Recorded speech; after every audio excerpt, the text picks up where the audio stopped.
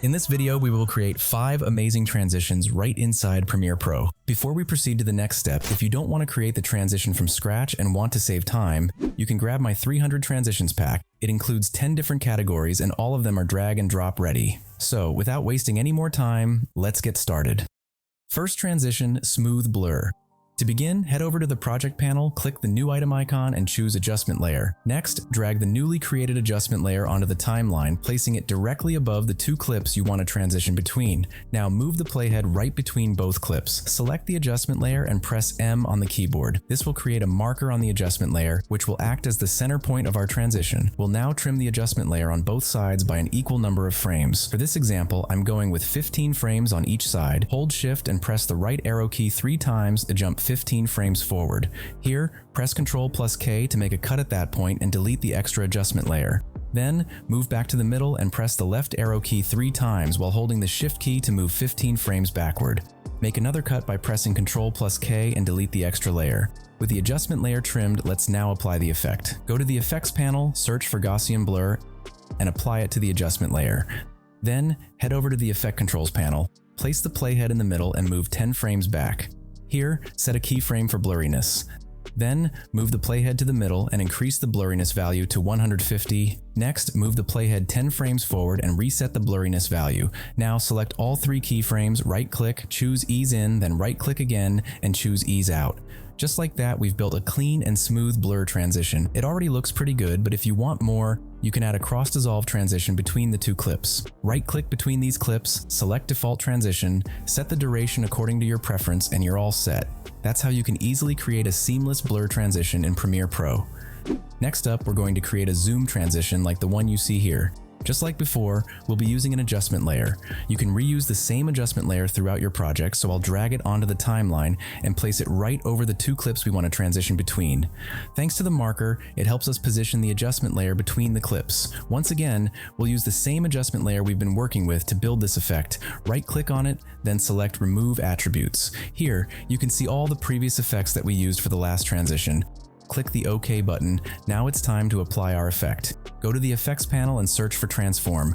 Drag and drop it onto the adjustment layer. Also, search for Gaussian Blur in the Effects panel and drag and drop it onto the same adjustment layer. Head over to the Effect Controls panel and place the playhead at the center of the adjustment layer.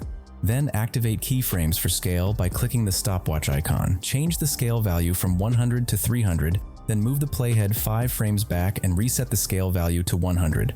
Next, move the playhead back to the center, and from here, move 5 frames to the right. Reset the scale value to 100 again. Now right-click on the last keyframe and choose Ease In. Then right-click on the first keyframe and choose Ease Out. This eases the animation in and out, making the zoom transition feel much smoother and more professional. But we're not done yet. Let's add some motion blur to make it feel more natural. Uncheck the box that says Use Composition Shutter Angle and manually set the shutter angle to 360. If you preview it now in the program monitor, you'll notice a smooth motion blur effect has been added, but we need more. Move the playhead to the center and set a keyframe for Gaussian Blur. Increase the value to 40 or 50 depending on your choice. Then, move the playhead to the start and reset the value and also reset the value for the end frame. That looks awesome. Now let's move on to the third transition in this tutorial, the glow transition. We'll begin by zooming in on the timeline for a more detailed view. Once again, we'll use the same adjustment layer we've been working with to build this effect. Drag and drop the adjustment layer, right-click on it, then select Remove Attributes and click the OK button. Next, head over to the Effects panel, search for the Proc Amp effect, and drag it onto the adjustment layer. Now go to the Effect Controls panel and set a keyframe for brightness at the middle of the transition. Increase the brightness value to 100. Then move the playhead back 3 frames by pressing the left arrow key, and here change the brightness value from 100 to 40. Next, move 2 frames back and reset the brightness value. Now move the playhead to the middle again. From here, press the right arrow key 3 times to move forward 3 frames and change the value from 100 to 40. Then move 2 frames forward and reset the brightness value here. And that's it. You've just created a soft glow transition, which looks especially great with sunset or dreamy looking footage. Now let's jump into our 4th transition, which is super easy to create, but adds a cool twist, especially for music videos. Once again, we'll use the same adjustment layer we've been working with to build this effect. Drag and drop the adjustment layer, right-click on it, then select Remove Attributes and click the OK button. Next, go to the Effects panel and search for the Lens Distortion effect. Apply it to the adjustment layer. Now move to the Effect Controls panel. We'll be working with the curvature property here.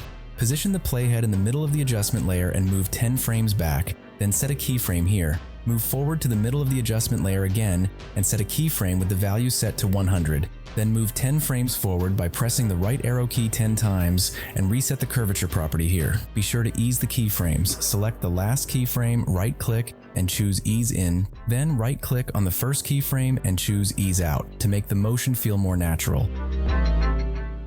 It already looks pretty cool, but let's make it even more trippy. Go back to the Effects panel, search for the Invert effect, and apply it to the same adjustment layer.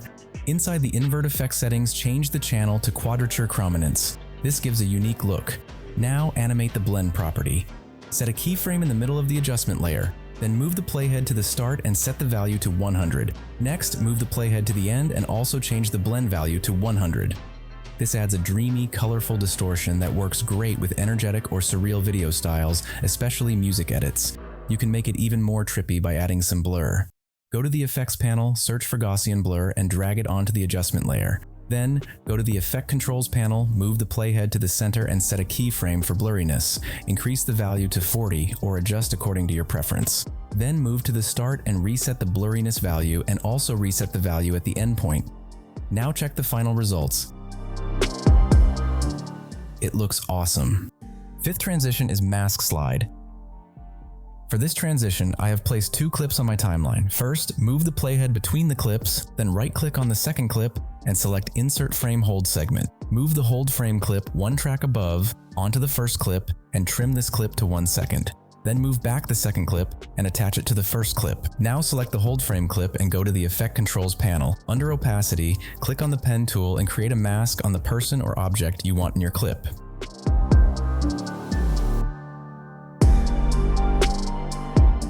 After that, move the playhead to the start and set a keyframe for position. Move that keyframe to the second last frame of the clip. Now move the playhead between the clips and change the position value to move your subject out of the frame. You can also decrease or increase the space between these 2 keyframes depending on your preference. Next, select both keyframes, right-click, go to Temporal Interpolation, and choose Ease In. Then again, right-click and select Ease Out for smoother animation. Expand the velocity curve and move the easing handle all the way to the left. Now you have created this transition. And that's it for this video. If you found this video helpful, make sure to give it a thumbs up and subscribe to my channel for more informative tutorials. Thanks for watching, and I'll catch you in the next one.